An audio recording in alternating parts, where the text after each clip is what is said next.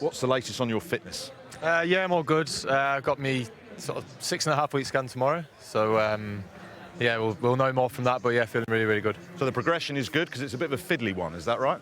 Yeah, it was just a hamstring tear, but just sneaked into my tendon. So that's why it sort of takes a sort of week or two longer than just a normal hammy. But yeah, rehab's gone really well. So hopefully tomorrow everything gets the all clear and we can start pushing it a bit more. So if you do get the all clear, does that mean you're a chance to bowl in that first test in Pakistan, or is that me getting ahead of myself? Yeah, I think that's you getting ahead of yourself. Obviously, you know, I've been like 6.5 weeks now of just sort of walking and doing stuff in the gym. So yeah, there's a lot more than just my hamstring that I need to get back firing and working up again in terms of bowling, because you know you use everything. So I need to get that all right to make sure that I don't do any more damage to any other parts of my body. Well, before we look ahead to Pakistan, can we look back on the test summer? How would you assess how it went? Yeah, I thought it was really, really good. You know, 6 test matches throughout the summer, sort of all felt like they were pretty much back to back. So it was, you know, a hard taxing summer, and you know, winning 5 out of the 6 games this summer, I thought was an amazing effort. Obviously, we would have loved to have won that last one to say that we've won all the test matches this summer. But you know, I think if you look back at the start and you were to tell someone to tell you that, would you take 5 out of 6? You definitely would take that. So, been a great summer. We've had some unbelievable performances. You know, you got new guys, younger lads coming in and getting opportunities and doing really well. You know, Gus Atkinson, Jamie Smith, obviously being the standout. So, yeah, been amazing. How pleasing is it that you can blood some of these youngsters into a test match with relatively little experience? You use Gus Atkinson as an example. Doesn't open the bowling for Surrey. You've asked him to do it in test match cricket. How pleasing is it that they can come in and perform straight away? Yeah, well, I think if, you know, Gus spent a long time away with us over the winter. Obviously, he was at the World Cup and then in the Test tour in India. Didn't get an opportunity, but that was such a long tour that you get a lot of eyes on. You know, you get to see what someone's got, and sort of, you know, I'd earmarked him to play that first Test quite a long time before the summer started, actually. So, look, I guess obviously his performances were incredible. Probably. Especially with the bat, that 100 at Lords maybe exceeded a few expectations, but I knew he had potential with the bat, we all did. But for him to come in and take the amount of wickets plus get those runs down the order, you know, sort of performances aside, we know that we've got some incredibly talented guys, and you know, it's just a bonus that they've came in and performed really well. You mentioned him with the bat, and I asked him after that 100 if he fancied it'll go a bit further up the order, and he wasn't too keen. But where do you see him potentially in the future? Well, look, I think, you know, you look down that, having a longer batting lineup always helps, and having, you know, someone with Gus's ability down there to come in, you know, around 8 or 9, you know, filtering around there is massive. You know, lower order runs are so important in Test match cricket, and it's one thing that he's always wanted to improve on. And you know, getting a taste of success so early on with the bat will obviously push him to work even harder and harder on it. But the one thing with it is, we say, please don't start thinking like you're a top order batter now, because that's when sometimes it can go the other way. But he's got, you know, a natural ability to be able to hit the ball hard, to be able to score runs, and he wants to put the bowlers under pressure. So that's one thing you encourage him never to lose and not overcomplicate, because, you know, that 100 he got was, you know, proper batting. You know, technique and power and all that kind of stuff. So now he's done it in international cricket. It's one of those where he knows that he can do it, and you know, obviously he will always try and work on his batting just as much as his bowling. One of the big calls you had to make at the start of the summer was to move on from Johnny Bairstow and bring in Jamie Smith. He said to me that his biggest challenge is going to be when he's having to bat with the lower order. He seems to have met that pretty much head on. What's impressed you with him? Yeah, I think, well, one of the most impressive things I think that I've seen so early on in his career is his ability to be able to read the situation for such a young and inexperienced cricketer at international level. You know, I think you look at his debut knock at Lords, where we were under a bit of pressure, where I think we were 180 for 5 maybe, and he just got himself in. He sort of, you know, spent time out the middle to understand what the wicket was doing, and just played his natural game, which is always going to be, you know, scoring quickly. I think that he's just that's his natural way. But then as soon as we sort of, you know, lost the lower order and the bowlers started to come in, you could see he was able to flick that switch very, very quickly. And having that ability, I think, is, you know, it's incredible to have that game sense, which comes so naturally to him.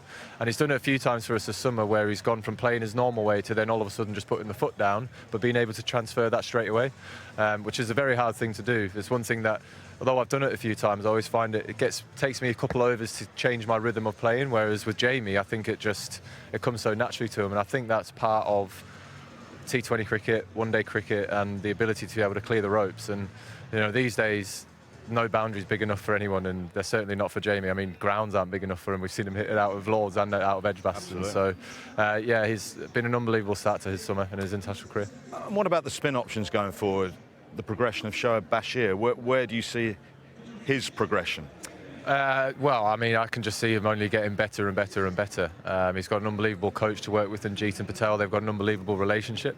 And you look at what he has now, the fact that he's willing and desperate to learn and get better and better on the job is really refreshing. And the skills that he's going to, work on and try and pick up is going to make him an even better bowler than what he is now. I think he's an incredibly gifted and talented bowler now. So you think maybe in 2-3 years, with working with Jeets, being exposed to more pressure situations, different conditions, Australia, he's had Australia, India, England at such a young age, at 20, is he? Think about what he's going to be like when he's 25 with, heaps more cricket under his belt. I've called it earlier, I think he's going to be 120 tests for England. Wow, So, okay. yeah. What about Ollie taking over from you? How did he go? Because that was an immense challenge. Yeah, I think he did it incredibly well. And to be honest, I think it might sound silly here, but I think it almost is more pressure than sometimes being full-time captain, because you're only going to do it for a certain amount of time. I definitely felt that when I took over from Joe for that one game in COVID when he was off on maternity leave, because it's you've only got a certain amount of time to sort of influence a team. But I think the way that Popey handled that extra added pressure on his shoulders was really good. Yes, he took forward what we were trying to do over the 2 years before when I was captain, but he also added his own touch to him, which is something that I encouraged him to do. And as captain, unfortunately, there's always going to be more pressure, more eyes, more scrutiny on you. But then the fact that he was able to sort of take all that on the chin and then play that 100 and get that 100 like he did at the Oval just proves the mental side that he's able to deal with as well, because international cricket's just got its own pressures, and I thought he dealt with the extra scrutiny that he didn't deserve to be getting very well. I know you've already said you would have liked to have won all 6 test matches, but you won 5 out of 6. Nonetheless, there was some comment about, and it seems to keep coming up if it doesn't go your way, that if England had played with slightly different tactics, you'd win, as opposed to, well, do you know what, the other side can actually play quite well, like Sri Lanka did at the Oval. Does that frustrate you when you sort of hear things like that? It's been so long now, you try and not let it to. I mean, God, like, if we played another way, we would have won. Like, God, who's got a crystal ball and can say that? We didn't play well in that last test match. Everyone, knows that. But we know the capability that we have. We know the standards that we want to try and play to, and it's not always going to happen. And yes, we were in a commanding position in that test match. And we thought going out and playing slightly more aggressive in that sort of stage of the game is what we thought was going to take the game forward and really put us in control. But you've always got a team to play against. You've always got a skill set from another side to try and play against, and sometimes their skills can be better on the day, and you can just hold your hands up and say that. But we know that we weren't at our best in that 2-day period in that test match. But again, if you don't take sort of disappointing times and learn from them, then you're not progressing. And certainly we would have learned a lot from that 2 days as individuals and as a team about to make us better when we were in that position again. Next up, Pakistan. You've been there, you've won 3-0 in a very impressive way. What do you take from that series that you can take into this series, given it's quite a different bowling attack?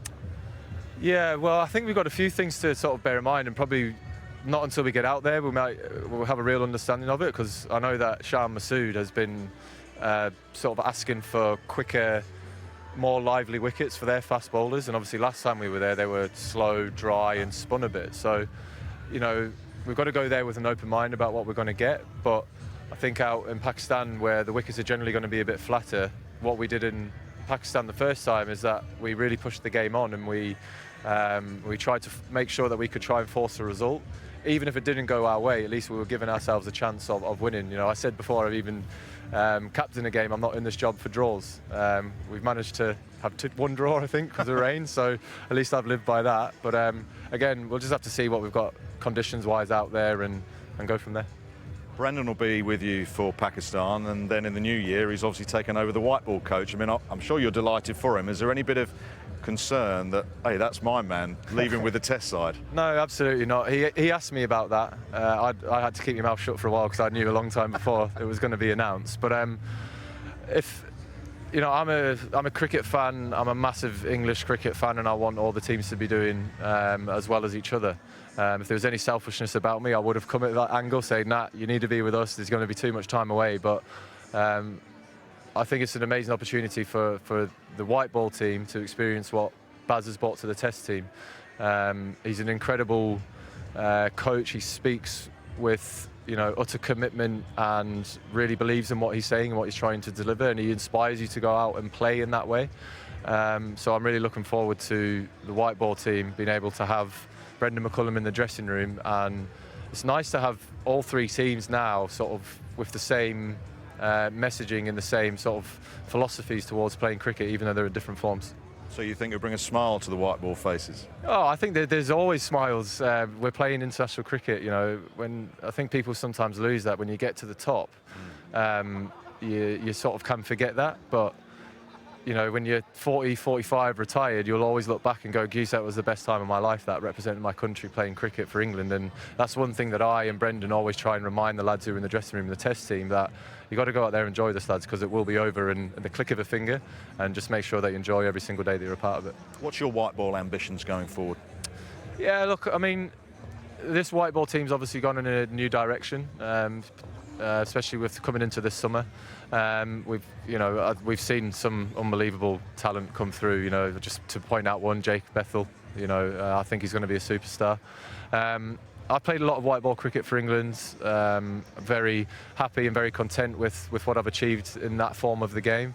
And if I am part of the white ball team's plans going forward in any way, shape or form, great. But then also, I'm fine if I'm not, because that means that someone else is coming through and is doing really well. So it's one of those where if I get the call and say, like, do you want to come and play, then obviously it's definitely going to be a yes. But I'm not going to be too disappointed if I don't, because it means that someone's coming and doing really well, and then I can just sit back and watch everyone else go out and smack it. Baz is going to be tapping you up though, surely. To be honest, we've not even spoken about anything like that whatsoever.